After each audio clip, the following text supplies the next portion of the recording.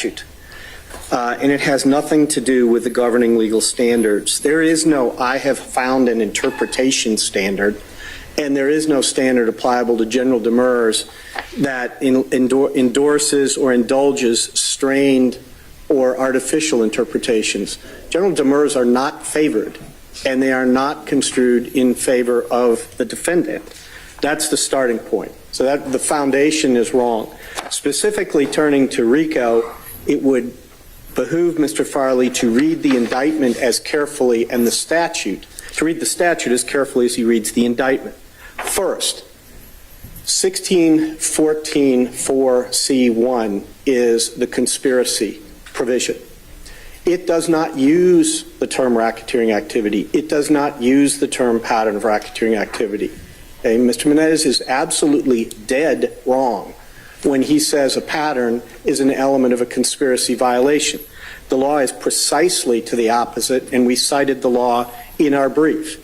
It is absolutely clear that a substantive violation is not a prerequisite to a conspiracy violation. If it was, the conspiracy violation would collapse into the substantive violation. It would become meaningless, and that would violate the most fundamental rule of statutory construction, which is the court does not read so much as a word, much less an entire subpart of the statute, to have no meaning whatsoever.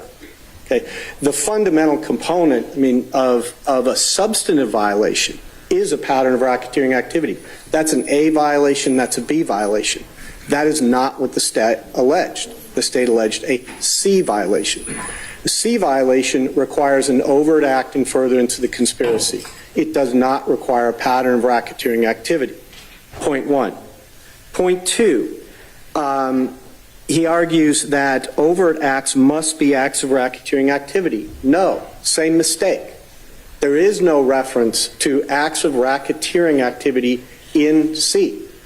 The case law is clear that acts of racketeering activity are not what are required. And as a foreshadowing to some of the other arguments that are going to be made, there are overt acts, 191 overt acts alleged. A subset of those, it's about 70, within give or take a couple, are acts of racketeering activity. They fall within the definition. Every single time the state alleges an overt act that is also an act of racketeering activity, it has said so. It has said an overt act that is also an act of racketeering activity, and it has said the exact incorporating provision from Rico that incorporates that underlying offense. Right? So we have drawn that distinction, but the point is both are good enough. And the first fundamental component of Mr. Farley's argument is we have to allege a pattern. That is wrong. The second fundamental argument is any overt acts we allege must be acts of racketeering activity. Equally wrong. The third argument that he alleges is that, or that he asserts, is that there has to be an overt act, he says consisting of a pattern, we've already taken care of that one, but that there has to be an overt act by Mr. Farley. Again, equally wrong. Overt act can be by any conspirator. That's exactly what the statute says. And that any conspirator commit an overt act in furtherance of the conspiracy. Pasha v. State, which we've cited, makes this point perfectly clear. So does Whaley v. State, which we've also cited.